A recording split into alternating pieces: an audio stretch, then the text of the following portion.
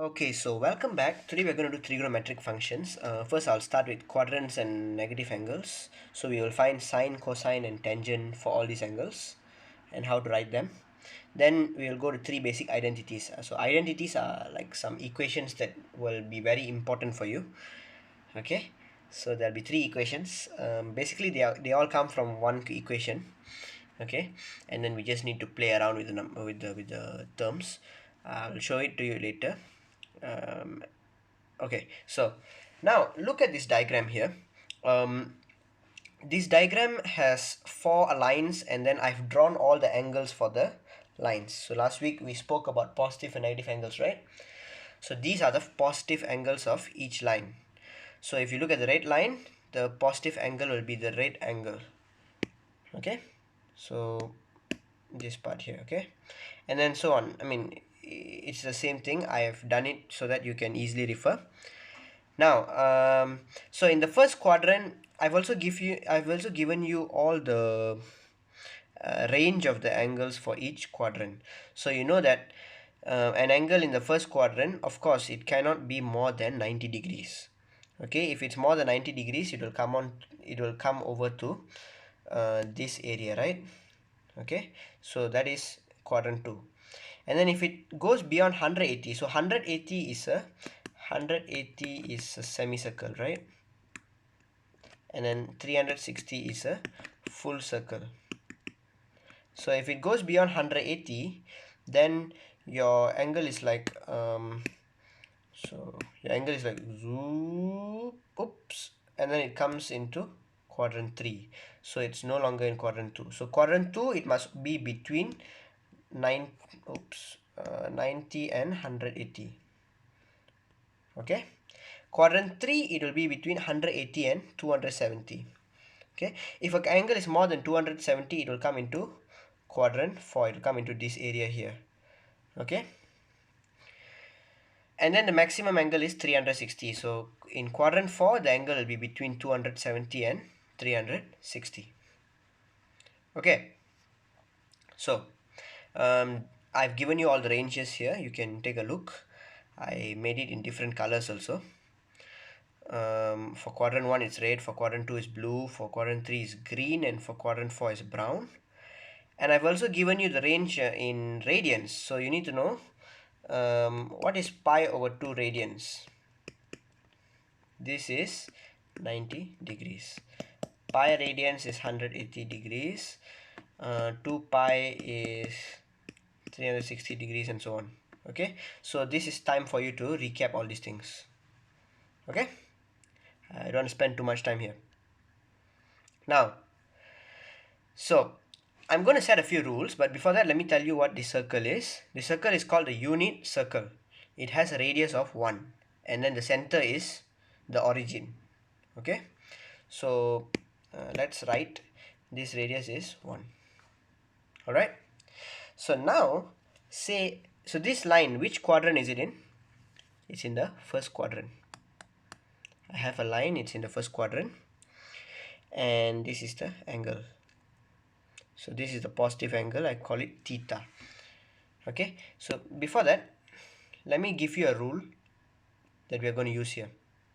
All right, so if you look at the right, you can see the rule is for any angle alpha that we are going to use. Okay, we have a unit circle, and in this unit circle, for any angle alpha, the sine is the y coordinate, the cosine is the x coordinate, the tangent is the y over x. The tangent is easy, okay, because you see tangent is just sine over cosine. But you might ask, oh, why is the sine the y coordinate and why is the cos the x coordinate? So let's prove it first. But in the process of proving, we already do, we'll use quadrant 1. Okay, so for quadrant 1, say I have this angle. So this angle, to not confuse you, I'm going to call it a different name. I'm going to call it theta. Okay, so this is our angle. So notice that this is a right angle triangle, right? I can draw a right angle triangle like this. Do you see this triangle? Okay, and what is this coordinate, by the way? So this is xy. So what is the height of this triangle? The height is y. Okay, and then the length is x, and the hypotenuse is 1, because this is a unit circle. I told you the radius is 1, right? Okay, so you look at this angle, what is, and then this is your angle theta. So what is the sine of theta? Sine is y over 1, which is y. Cosine of theta, that is x over 1, because, so remember, sine is edges opposite over hypotenuse. Okay, cosine is adjacent over hypotenuse.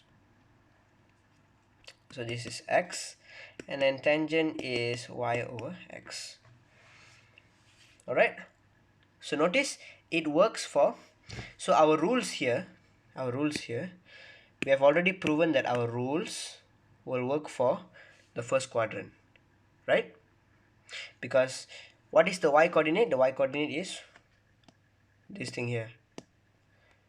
So y is the y coordinate, and then x is the x coordinate. So it all makes sense, right? Masuk akal, right? It does work. So we are going to use the same rule for all the angles. So in any quadrant, all 4 quadrants, we are going to use the same rule. Alright? Now, so now I'm going to do something. I'm going to create another second point here. Okay? And then draw a line. So what is interesting is, so you guys do know that a circle is symmetric, meaning everything on this side will be the same as everything on this side. Okay, a circle is symmetric on both sides. Okay, so now the left side will be the same as the right side. So we know that this is theta, so this part, this size is also theta. Okay, let me just draw that angle in black color. So this one is also theta. This distance is x, so on the left side this distance is also x. Alright, so then this point here should be negative x, right? Because the distance is the same, but then on the left side it's a negative number, on the right side is a positive number. Okay, so this is negative x. So what is the coordinate? So this is important. This coordinate is negative x comma y. Alright, nice. So my next question is, so you have this blue line, right? You have this blue line. What is this? What is the angle subtended by the blue line? So this angle, okay, if you want to take the positive angle, it should be, oops, okay, it should be this whole thing here, this whole blue thing here. Okay, right? Because all angles, remember, we take it from the right side of the x-axis. So that blue angle is our angle. And what is the value of the angle? So this is 180 minus theta. Why is it 180 minus theta? It's because 180 is a semicircle, meaning if I have a line, 180 is a semicircle, and then we want to take out this theta part, so it is 180 minus theta. Okay, so sine of 180 minus theta, this is equal to, so how are we going to find this? We use our rules. So If you look at the rules, it says you take the y coordinate. So this should be y. Okay. And y is equal to sine of theta, right? Remember the earlier one? So cos 180 minus theta then is the x coordinate, which is negative x. And this is negative cos, negative cos, my god, I cannot write it here. Oh my god, okay. Negative cos theta. Alright, cool.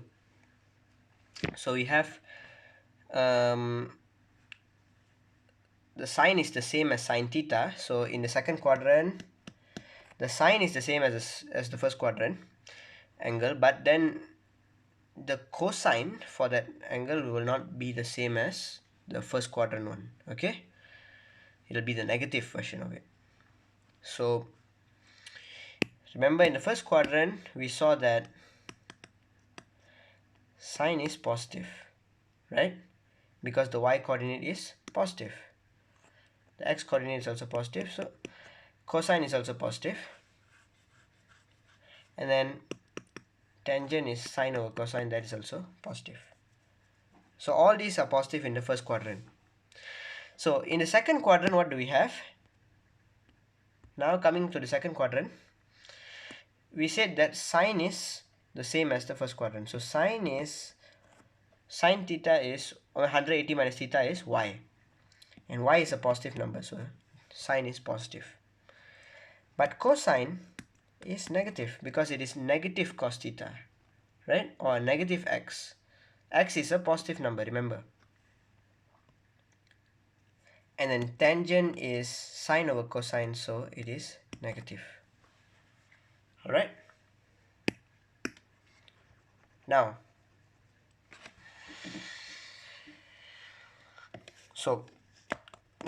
look at another case. Let's speed up a bit. So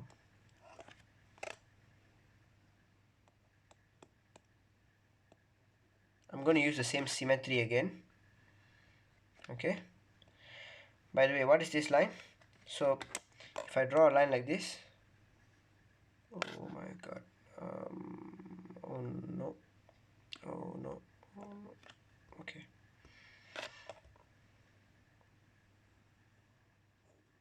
this is a line, and this angle should be theta, right?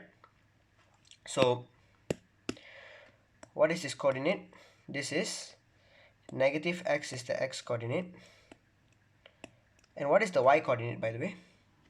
So this should be negative y, because like I said, the circle is the same in all directions. Okay, so the top, the bottom, all submerge.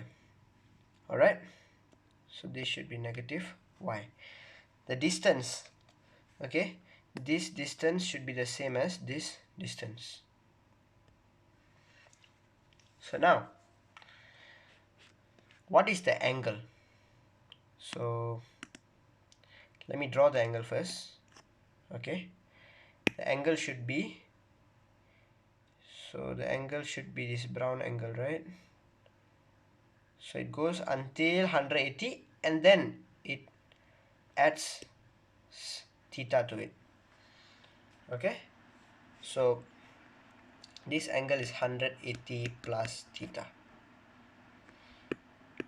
Okay, so what is sine 180 plus theta? Because 180 is one semicircle, so you go one semicircle and then you plus theta to it, so the angle will be 180 plus theta. So what is the sine? The sine is the y coordinate, which is negative y, so this is negative sine theta. Cosine is 180 plus theta, so this cosine is let me write down, negative x, which is the x coordinate, so this is negative cos theta. So what we have here is sine is negative, cos is also negative, So tangent will be negative over negative. Negative divided by negative will give you some positive number. So the tangent is positive. Alright? Cool. And last but not least, you go to the last case. So I will use the same symmetry again and create a fourth angle. So a green color. I'm going to create a green color line. This is our angle. Right? I mean, this is our coordinate.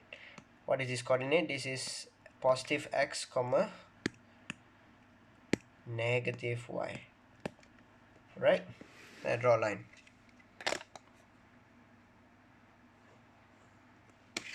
Nice. And then I also know that this angle is theta because it's the same. Okay, we are using a circle so that we have symmetry. Okay, so this is x negative y, and then what is the angle? So the angle, the green, what is the angle created by the green line? That angle should be, okay, so that angle should be, you go all the way, so look at the green angle, it goes all the way, makes a big round. Okay, and what is this angle? So this angle should be 360 minus theta, because if I go a full round, that is 360, and then now this is theta. I don't want this part, I only want the remaining, so it's 360 minus theta. Alright, nice.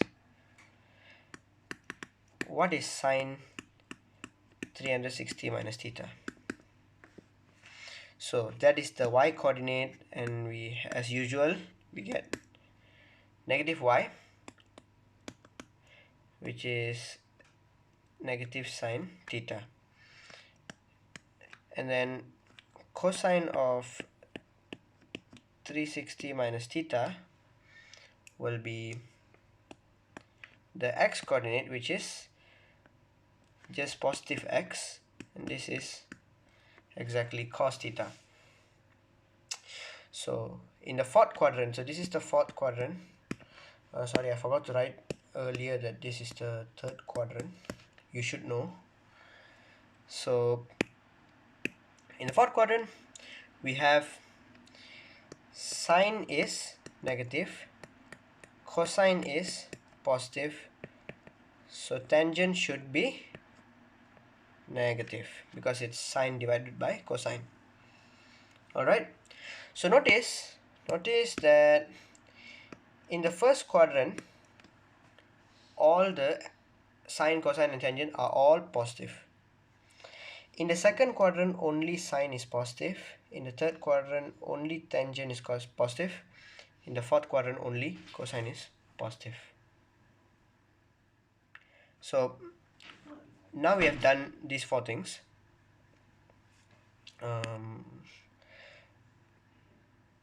So let's go here. Alright, so this is a summary. This is exactly what we did just now. I've included tangent also. Don't look at the bottom. So the bottom is what we're going to do right now. This is what we call negative angles. So this is a positive angle, okay, theta. How do I create a negative angle? So it's the same way as what we did just now. We can create a situation like this. This is negative y, okay, and then if you draw a line like this, you will already get a negative angle. Alright, so it's the same angle, okay, it's the same, the size of the angle is the same, it's just that just now I was going oops just now I was going anti-clockwise. Now I'm going clockwise. So this is theta, but it's a negative angle, so we write it as negative theta. Right? Nice. And so what is this point? This point we have seen before. This is x comma negative y. So the sine of negative theta is negative y, and this should be negative sine of theta. Cosine of negative theta is x, which is cos theta. Tangent of negative theta will be sine over cosine, so it should be negative sine theta over cosine theta, and this is just negative tangent of theta. Okay, so these are the three things that you need to know also, okay, for negative angles. So it's down here.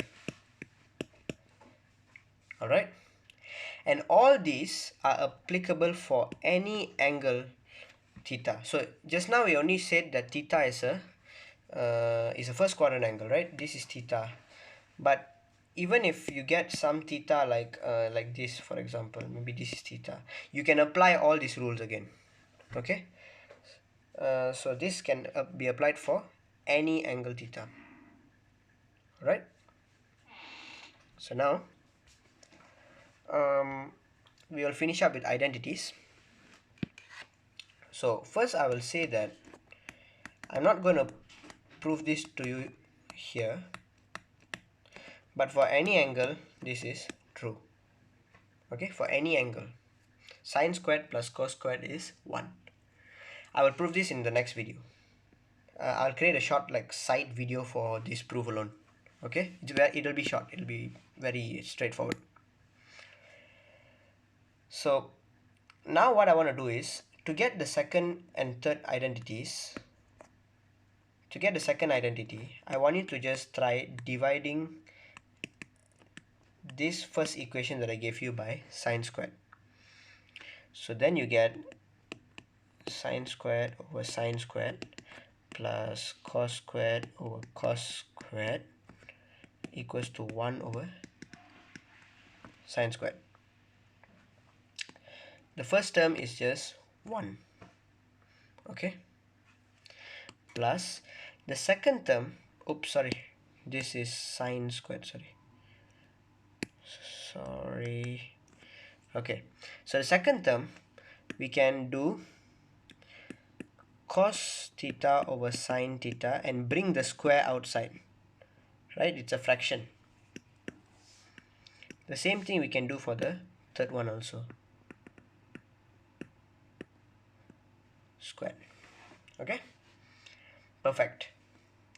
Now so we get 1 plus, this is cos over sine, so we know that sine over cos is tangent, right? So what is cos over sine? Cos over sine is just 1 over sine over cos, which is 1 over tangent, and we have a name for this. If you remember from the last video, this is called a cotangent. So then cos over sine is a cotangent, so cos over sine squared will be cotangent squared theta. Remember, you have to square it, okay? And 1 over sine theta, if you remember, this is called cosecant.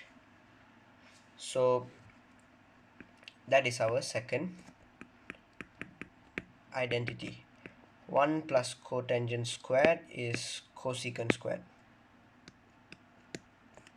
Alright, now for the third part, it's not different, it's the same thing again. In fact, we are just going to divide it by not sine squared but cosine squared. So this is cosine. This is for the third identity. Alright. So we divide everything by cosine squared.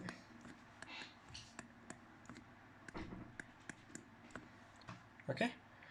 So we get sine squared over cos squared plus cos squared over cos squared equals to cos squared 1 over cos squared. So the first term we do like just now. We bring the square outside. Okay. The second term is just 1. It's very simple.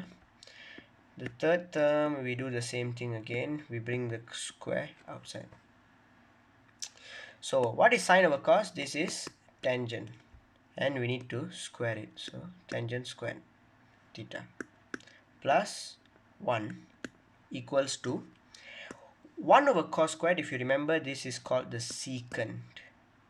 Okay, so secant squared theta. Remember, you have to square this. Okay, you have a square term, so you have to square, and that is our third identity. So it's not very tough. It's actually quite straightforward. Alright, so you need to remember these three things, because there will be a lot of questions where you need to manipulate and try to use all these things. Okay. Alright, so thank you for your attention, and I will put the proof for the first identity here, this thing here, in the next video. Alright, see you. Stay safe.